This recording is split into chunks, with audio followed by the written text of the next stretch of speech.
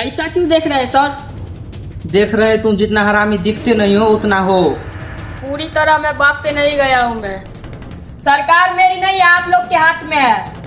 आप बड़े बड़े लोग हैं, जब चाहे तब बुलेट ही मार सकते हैं। मेरी हालत धोबी के कुत्ते जैसा ना हो जाए।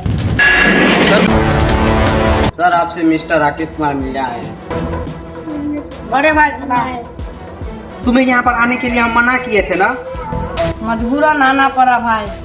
प्रेम आया। ये पुलिस वाला कौन है ये पुलिस वाला है, मेरा ही आदमी है। पुलिस में मुनाफिक करके रखा है। बड़े काम का खबर लाए हैं बड़े भाई। बड़े भाई? ये तुम्हारे बड़े भाई हैं? हेड ऑफिस का दरवाजा यहाँ से खुलता है। राकेश साहब, आपको तो बताया ही होगा विक्की साहब रिपोर्टिंग का चार्ज।